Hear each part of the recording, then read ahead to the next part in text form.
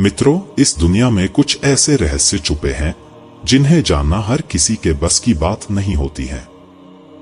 कुछ शक्तियां इतनी प्राचीन और उग्र होती हैं कि उनका नाम लेना भी वर्जित माना जाता है। आज हम एक ऐसी साधना के बारे में जानेंगे जो बहुत कम लोगों को पता है, डायन को वश में करने की गुप्त तंत्र साधना। लेकिन सावधान रहें, क्योंकि यह ज्ञान साधारण नहीं बल्कि बेहद संवेदनशील और खतरनाक है। क्या आप तैयार हैं उस अनदेखी रहस्यमय दुनिया में कदम रखने के लिए, जहां शक्ति और अंधकार के बीच का फर्क बस एक धागे की तरह नाजुक होता है? तो चलिए इस रहस्य की गहराइयों में उतरते हैं।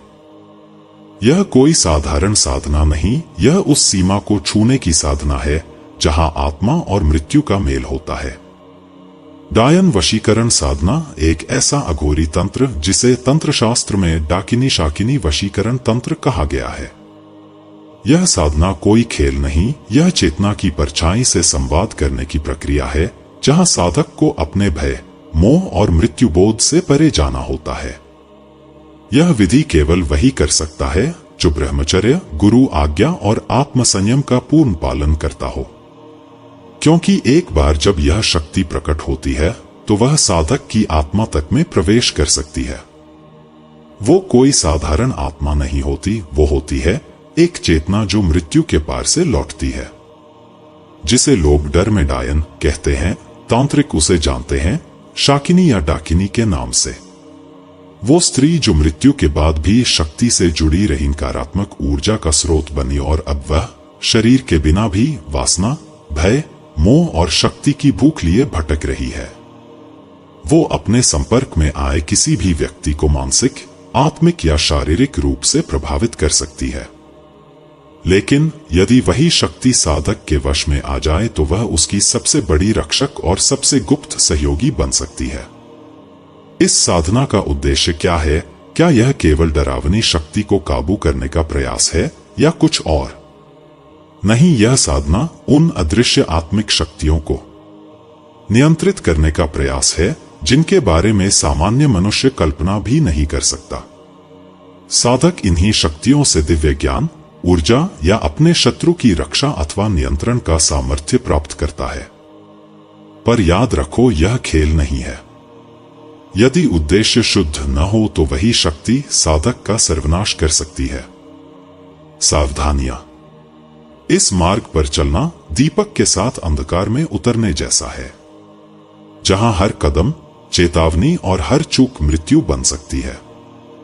डायन वशीकरण साधना केवल वहां होती है जहां मृत और जीवित की सीमाएं धुंधली हो जाती हैं। श्मशान, तंत्रपीठ, उजाड़ किला या घना जंगल पर तुम अकेले नहीं जा सकते। तुम्हारे चारों ओर चाहिए रक्षा कवच, काल भैरव कवच, नारायण कवच, वज्र कवच, ताकि कोई भी शक्ति तुम्हें छू न सके। साधक का संयम, ब्रह्मचर्य और मन की स्थिरता उसका सबसे बड़ा कवच है। और सबसे जरूरी मंत्र पहले से सिद्ध हो, क्योंकि बिना सिद्धि के किया गया आह्वान शक्तियों को क्रोधित कर सकता है। साधना की सामग्री। जिस रात श्मशान की चुप्पी बोलती है और चांद की किरणें भी थरथराती हैं, उस रात एक साधक उतरता है अपने भय से परे, अपने नियति से मिलने। साधक के साथ होता है भोजपत्र पर स्वयं लिखी गई वशीकरण यंत्र की रचना, लाल चंदन, सिंदूर या कभी कभी मांस के रस का प्रतीक रक्त।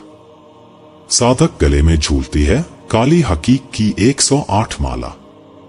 उसके चारों ओर जलते हैं उड़द की दाल से बने 7 दीपक। साधक का शरीर ढका होता है भस्म और रक्तवर्ण वस्त्रों से। उसके सामने रखी होती है तांत्रिक प्रसाद, शराब और काले फूल। यदि पूर्व जन्मों के कर्म साथ दें तो एक खोपड़ी भी होती है उसके पास, कपाल, जो तंत्र और मृत्यु के बीच की सबसे गूढ़ कड़ी है। डायन मंत्र। पहला मंत्र, ओम हुम डाकिन्य अग्नि तेजस्विन्य स्वाहा। दूसरा मंत्र, ओम नमः काल भैरवाय डाकिन्य वशम कुरु कुरु स्वाहा। यह मंत्र उसकी इच्छा, उसकी शक्ति और उसकी ऊर्जा को साधक के अधीन कर देता है। साधना की विधि। इस साधना का मार्ग आसान नहीं होता है। यह उस राह पर चलना है जहां हर कदम पर इंतजार करता है अनजाना होता है। साधक को एक श्मशान या निर्जन तंत्रपीठ, जहां अमावस्या या पूर्णिमा की मध्य रात्रि को इस साधना करना होता है। साधक को क्षिणमुखी बैठना अनिवार्य होता है, जैसे मृत्यु और तंत्र की ऊर्जा को आमंत्रित करना। भोजपत्र पर अपने हाथों से यंत्र बनाए, उसके चारों ओर 7 दीपक जलाए। पहले दिन 108 बार, फिर 7 दिनों तक रोजाना 1008 बार मंत्र जाप करे। साधक को मध्य रात्रि में त्राटक करे, दीपक या यंत्र की छाया में आकृति प्रकट होगी। जब वह शक्ति प्रकट हो तो उसे अपने वचनों से बंधे। वशीकरण आदेश नाम लेकर कहें, नाम डाकिनी, मेरे आदेश में रहो, मेरी रक्षा करो, मेरी सेवा करो। यह साधना केवल शक्ति का अधिग्रहण नहीं, बल्कि अंधकार के साथ खेलने का खेल है। यदि साधक की मंशा अपवित्र हो, लालच से भरी, तो वही शक्ति बन सकती है विनाश की अग्नि। यह साधना मोहभंग, मानसिक पागलपन, मृत्यु और गहरी ऊर्जा क्षरण का कारण बन सकती है।